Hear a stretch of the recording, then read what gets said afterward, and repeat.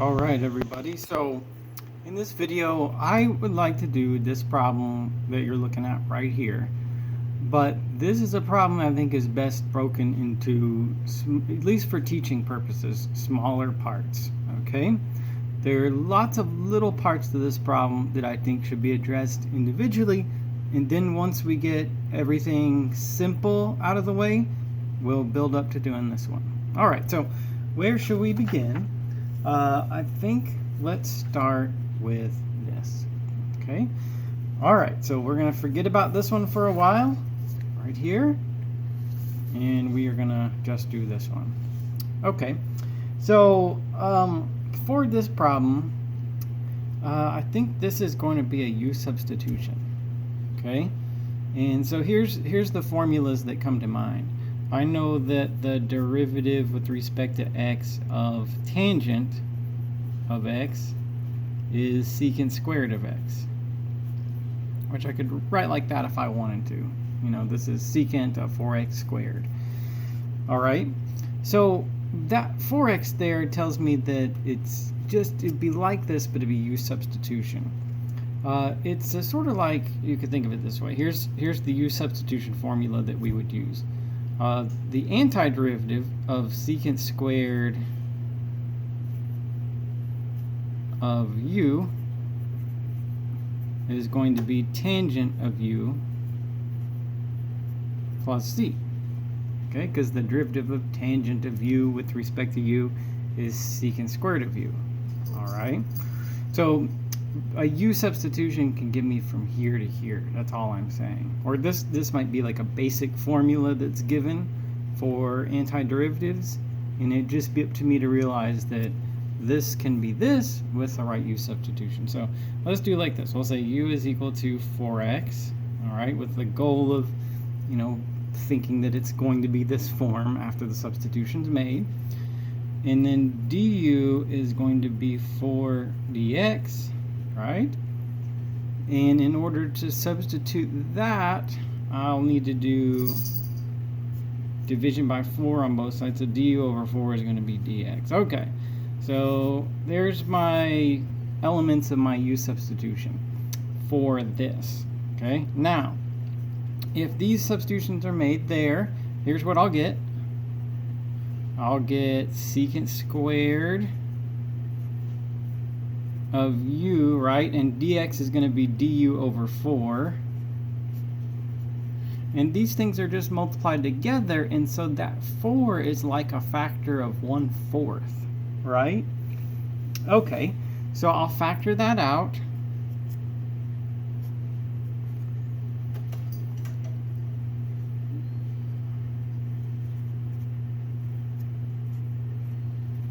And then get this, which is that form that I was anticipating from the very beginning.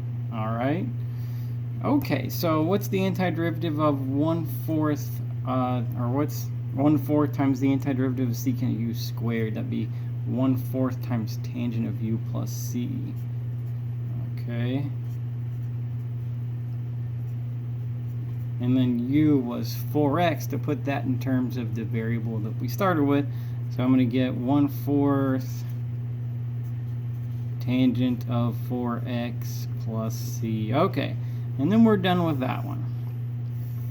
All right, so it's not the only way to do this problem. I think U substitution would be the most conventional, widely accepted way to do it. Some people might just think about the derivative, but sometimes when I see these things, I think about just the chain rule. I think the derivative of tangent secant squared, what do I need to get secant squared of 4x? Well, 1/4 tangent 4x. It's true, if you use the chain rule, the derivative of 1/4 tangent 4x plus some constant is going to be secant squared of 4x. So if you're really good with the chain rule, you might just be able to kind of guess at that and get it right. Okay, but just think about it. If you check this, if you take the derivative of this, you will get that thing we started with, and that's all that has to happen anyway when we're trying to find the antiderivative.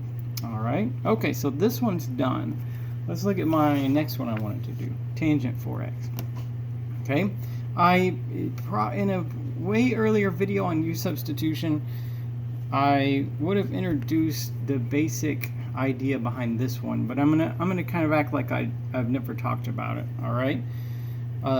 The way that I want to do this one is first with an identity.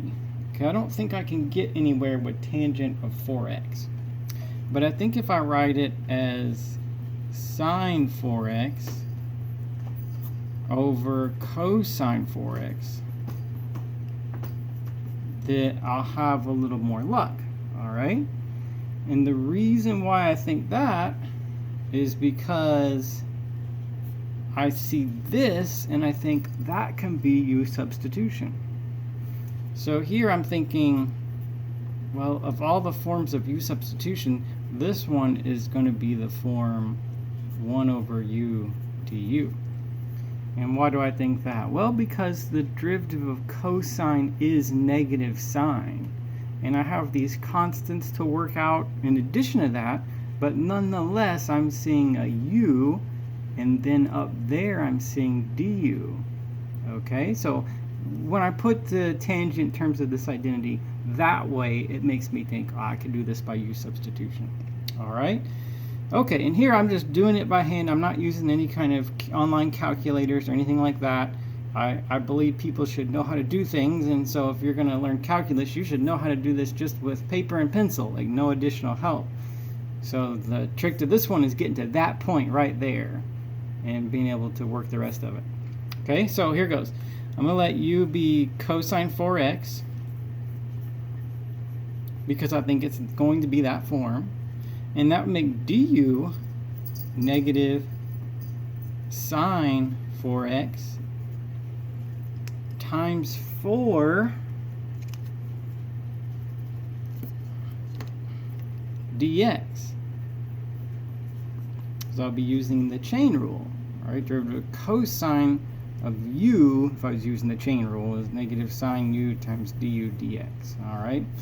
So in this, I got that -1, and I've got this 4 that don't really admit to substitution up there, but I can fix that. I can divide by -4. So I'll get negative du over 4 is equal to sine 4x dx. Okay, now between this and this, my substitution can be made. So how about this? In this step right here, these substitutions will be in effect, and so that's going to be what? U on the bottom, cosine 4x, sine 4x dx. Okay, that part right there, that's going to be substituted as negative du over 4. So let's do like this. Let's say 1 over u negative du over 4. Okay, all right, and that's just by substitution, by putting these things there. My original problem was in terms of the variable x. By substitution, I'm working with the variable u, and I'm getting a basic form of integration. When I said I thought it was going to be this form, what's our answer? What's our antiderivative for that form? It's going to be natural log of absolute value of u plus c. Yeah, so if you can get to that point, there's your answer.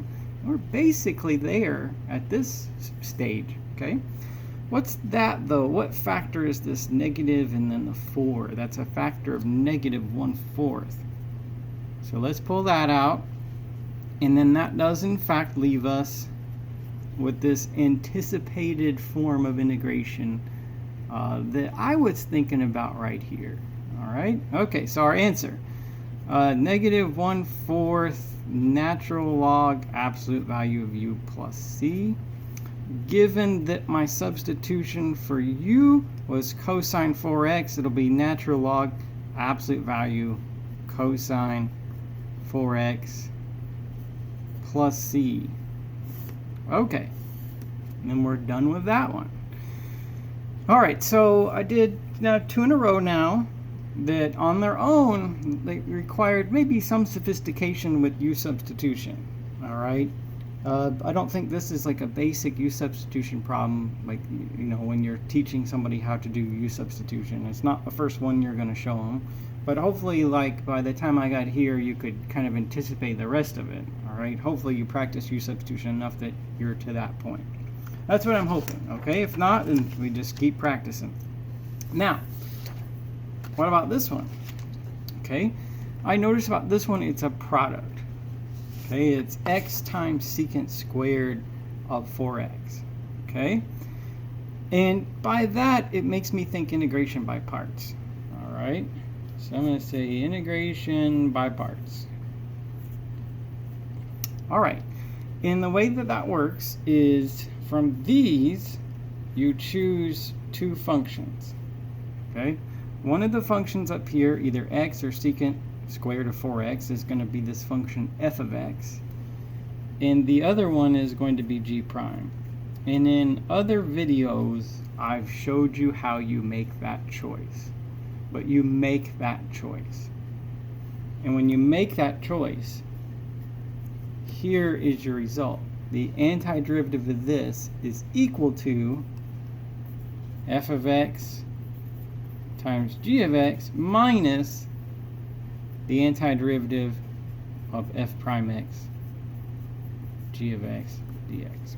Okay, where that is based on this initial choice. Now that's integration by parts. All right, I've discussed that in other videos. In this problem, what's going to work is if I choose f of x to be x. Okay, and g prime will be secant of 4x squared.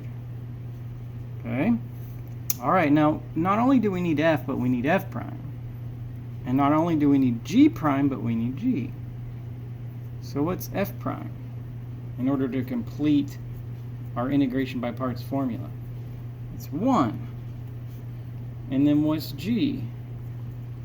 Well, so g would be something that if I took the derivative of it, I would get secant of 4x squared. And I'm just hoping that sounds kind of familiar. That's the antiderivative of secant of 4x squared. Remember when we did this one, I said, well, that being the correct answer, if I take the derivative of 1/4 tangent 4x plus z, I'm going to get secant squared of 4x. Okay, that's what this process establishes. So that's actually what we want. Okay, this part right here, universally in integration by parts will be the antiderivative of g prime x dx. That's how you find that part when you're going through and you're making this choice and figuring all this out. Okay, so we've done that already. That's why I included this as a separate part of my video, a separate problem. And it's 1/4 tangent 4x plus c. We just, for integration by parts though, we just need 1/4 tangent 4x. Okay. All right, so now we have everything. We can complete this. All right. So let's see. This will be f times g, so let's do 1/4 x tangent 4x.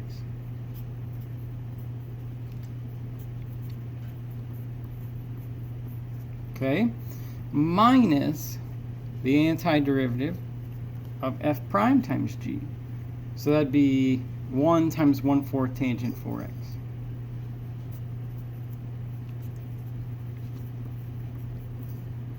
Okay, so like that. Now I'll take out this 1/4 because we can remove constants like that in integrals of all kinds. So I'm going to do 1/4 out here, and then that's going to leave me tangent 4x. Now you get here and you think, okay, now what do I do with that? I've got to know how to do this one to get anywhere. Antiderivative of tangent 4x. Well, that's another one that I've already talked about. Okay, so when I had this one in mind, I thought I don't want to get to like this point or this point and then have to go off on a tangent, so to speak, to do something else. All right, so I've already done that. That one is a U substitution problem. So let's just take it for granted that that's already been done, and this is what you're going to get. All right, so okay, we'll get negative 1/4 times the antiderivative of tangent 4x, which we've already established. So that's going to give us 1/4 x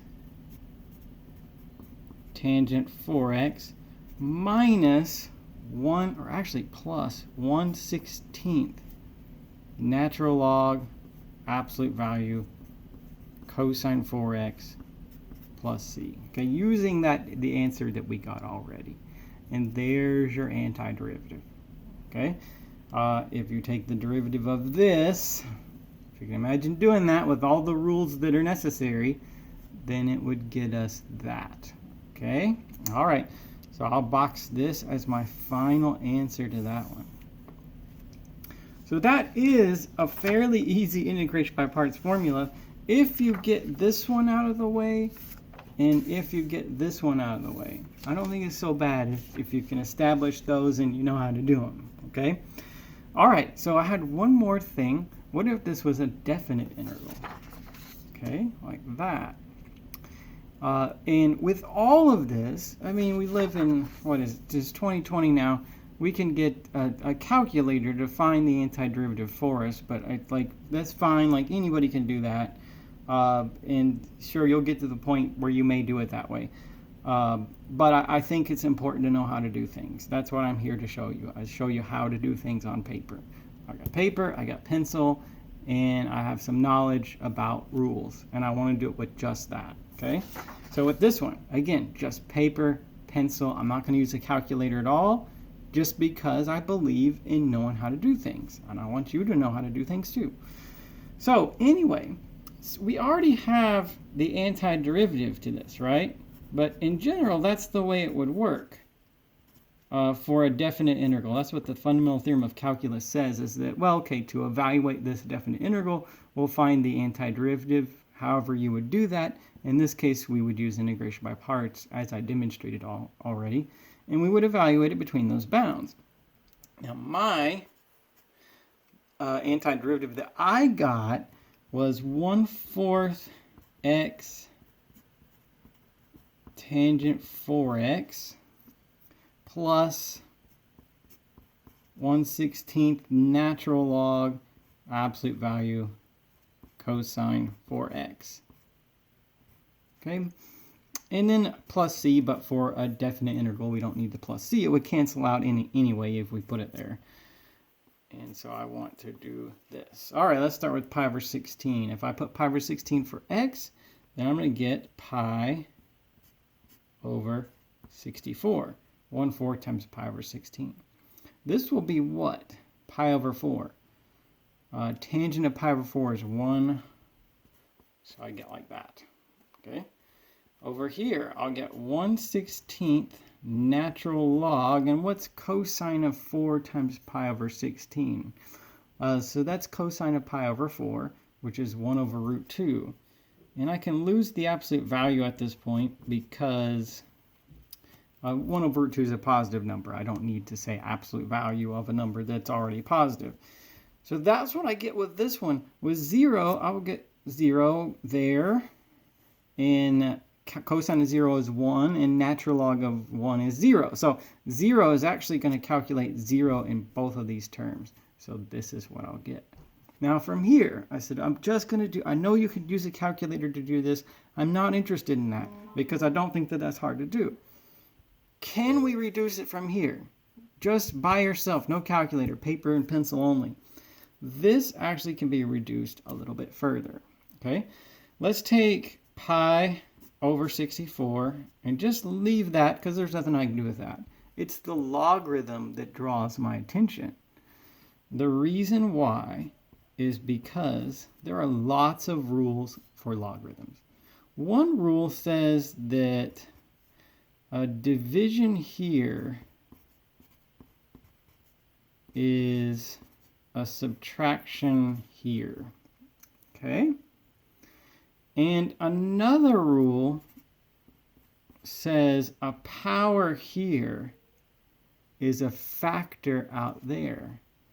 You know, if I have natural log of 2 raised to the power 1/2, which is what root 2 is, then I can remove this power as a factor of that logarithm out front as a multiplier. So let's take that a little further and do that too. Okay, so I'm going to get natural log of 1 minus 1/2 times natural log of 2. Okay, Now, all right, I think in one more step we'll have it.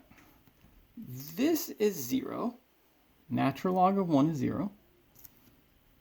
And so just by multiplying, I'll get what? Negative 1 over 32 times natural log of 2. All right, so there's the reduced form of it. Because the logarithm, it reduced quite a bit from what we originally had, but you know, hopefully those rules sound familiar to you. I know you've got to calculus too.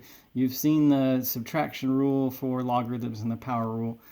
That allowed me to get to reduce this to just having 2 terms in it like that. All right, so that's the kind of thing we'll give for our final answer, where I emphasize that I did not use a calculator at all, and at least some of the time, I'd like you to be able to do that too, just to prove that you can. Again, because I think it's worth knowing how to do things like that.